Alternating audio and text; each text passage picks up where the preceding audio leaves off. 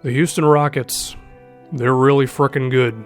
They're 26-9, they're the third seed in the West. They're not too far away from the Warriors or the Spurs. And we knew they were going to be a great offensive team as they're second in defensive rating at the moment. They're also 18th in defensive, so they're climbing to perhaps even mid-tier defensively in the NBA. And now the question with them that I have two really, which is one, are they a legit title contender, and can they make a trade to put themselves over the top without really taking away a lot of the things that are making them so good? Now let's just start with them as a whole. I mean, James Harden plays the entirety of the first quarter, the entirety of the third, and about half of the second and the fourth. And when he's in the game, they run stuff all through him, pick and rolls with Clint Capella, who is unfortunately injured for the next few weeks, as well as Nene or Montrezl Harrell. He also runs pick and pops with Ryan Anderson. And whenever these happen, oftentimes Harden gets free because he's so skilled with the ball in his hand. It results in either him scoring at the rim or him getting a mismatch that he can work on, or just getting fouled and then getting to the free throw line. But then it also results in a lot of guys getting open for threes or Capella getting open for alley-oops. I mean, we knew this was going to be a part of their offense, and it's been working beautifully. However, there have been some more nuances of this team that have developed as Harden has gone on his crazy run, and as this team has just gotten better at playing with each other. One of them being the creation when James Harden is not in the game has been fantastic. For one, Patrick Beverley is averaging about 4 assists per game, and he's not a guard that you're going to continuously give the ball to and have him create for you, but he can run a pick and roll. They have been running some action for him where he's getting like off-ball screens. He goes to the top of the key, and then he has like some momentum. He gets a handoff, and then he goes downhill towards the rim. He's capable of making those kinds of plays. He's also shooting 40% from 3, which is great for playing off of James Harden. But then there's Eric Gordon, who is probably the 6th man of the year right now, and has been one of the best signings of free agency. 17 frickin' points, 43% from 3. And Gordon is perfect for this team because when he and James Harden are in the game together, he can play off of Harden because Gordon's a knockdown shooter. And an interesting thing with Gordon is how much range he has, because he can take a step back from the three-point line and he's still comfortable when it comes to shooting, which makes it really hard to defend him when you're trying to pay attention to James Harden, but then Gordon can be so far back and still knock a three-pointer down. But then when Harden is not in the game, Gordon has also shown an ability to play one-on-one, to be in pick and rolls himself and actually do good things for this team. He's just the perfect 6th man for them. He plays off of Harden well, but he can also lead the offense when Harden's not in the game. And when we're speaking on Harden not being in the game, Mike D'Antoni has done a masterful job of staggering the minutes with this team, because the second unit they roll with is normally Patrick Beverley, who's a starter, Eric Gordon, Sam Decker, who's been very good as an athlete. He's got good height. He's knocking down his threes as well as Nene. Like, those 4 is like one of the best second units you can think of, and they're going up against other teams' second units who can't defend Eric Gordon. They can't deal with Sam Decker, Beverley, and Nene all being pretty damn good players to play about 20 minutes a game each.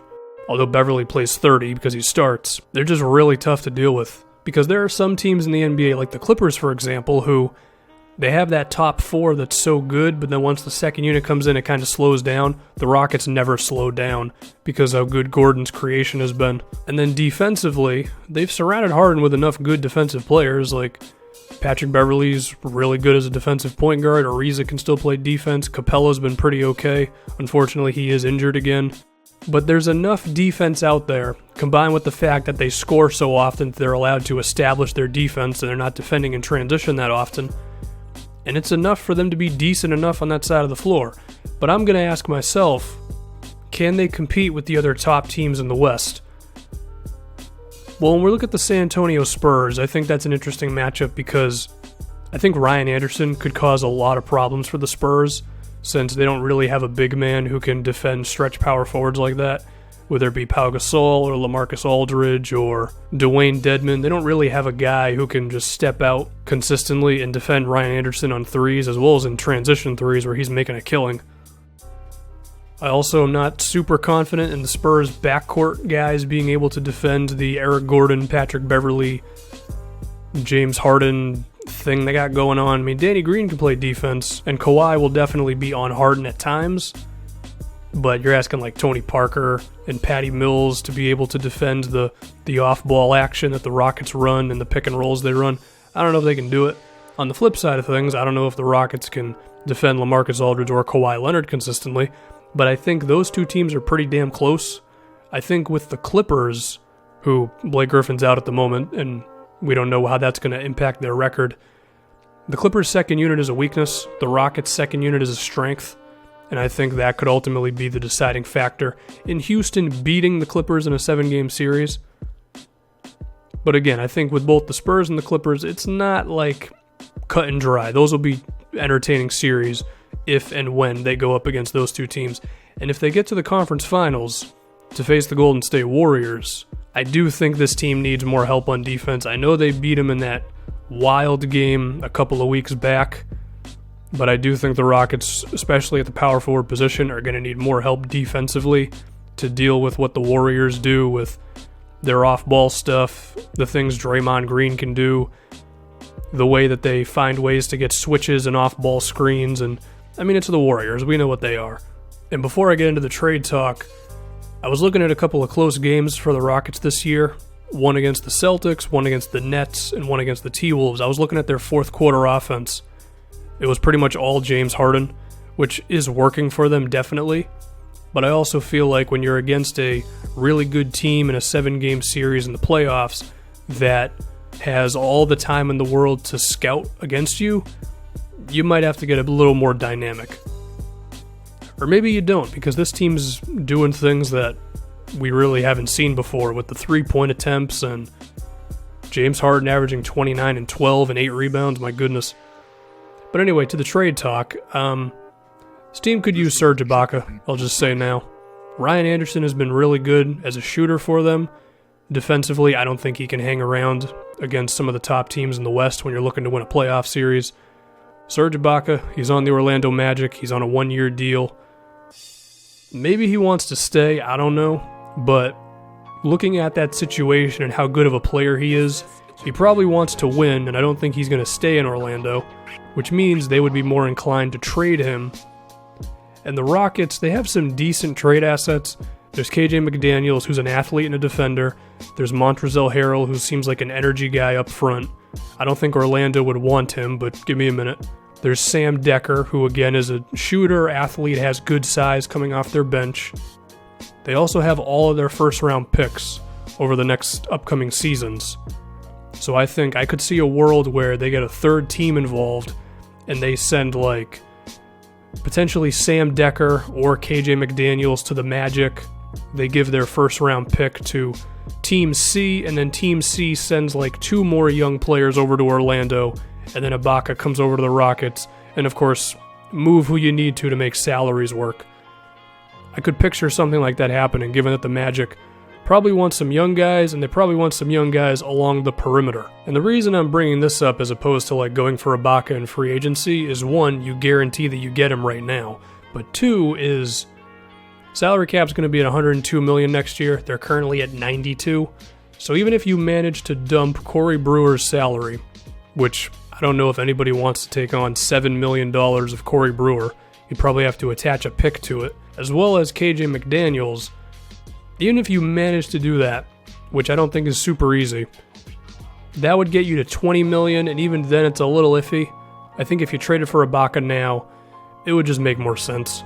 And then when we look at Ibaka and his fit on this team, for 1, he's shooting 40% from 3 this year at the power forward spot, taking nearly 4 a game right now, while also shooting 49% from mid-range and 70% from at the basket. So basically, he would be the perfect power forward next to James Harden. He's hitting from outside, he's hitting from mid, he's hitting from everywhere. So he could just come right in and fit into their system they already have, with James Harden doing his thing and then guys playing off of it. but he's also a damn good defensive player, because this team needs to get better at defense if they want a real shot, in my opinion, against definitely the Warriors, and, I mean, they're a mid-tier defensive team. If you could get yourself to even better than that, while still being the second best offensive team in the NBA, I mean, that team's freaking scary, man. Then you're having Ryan Anderson come off the bench, which I think he should be because, again, he's not a good defensive player. And then you add him to potentially giving you more opportunity to stagger minutes and get wild with your lineups and create mismatches that other teams just can't defend because they don't have enough good players to defend, like all these three-point shooters. That could be really damn difficult to deal with, and it also gives you the type of power forward who can defend the Golden State Warriors, as well as the Spurs and the Clippers, because the three power forwards standing in your way from getting to the finals are Blake Griffin, LaMarcus Aldridge, and Draymond Green, so you're going to need a four who can play some defense. And also, Ibaka's salary is not through the roof. He's only making $12 million a year right now, so he's affordable in this very moment. So I think you jump on him, you get him now. He's only 27. He's got a lot of good years left in him as an athletic power forward who can play defense and hit threes. He's the perfect power forward for this team, and I think he could be the guy that takes them over the top. Because then, once Clint Capella is back, your guys around James Harden are Patrick Beverley, Trevor Ariza, Serge Ibaka, Clint Capella. There's defenders everywhere. And then you have Eric Gordon and Ryan Anderson who are still killing it with their shooting. Plus, everyone I just mentioned can also shoot, besides Capella, of course. That could be enough. Now, in a perfect world, you wouldn't actually have to give up Sam Decker in this move because of how good he's been off the bench for you. Perhaps you could get someone in return who can do the similar things that he does. Perhaps you could keep him outright, I don't know. But that's just what I think. I think this Houston team is really damn good. They have an opportunity to get even better and potentially put the right team around James Harden to where they might only have one star, but they have such a good system and such good players around him. It might be enough to deal with the Warriors, the Spurs, the Clippers, the Utah Jazz. I should also mention them. Or maybe Ibaka will re-sign with the Magic and all this doesn't matter. I don't know. I just like to see teams do well, and the Rockets are doing well.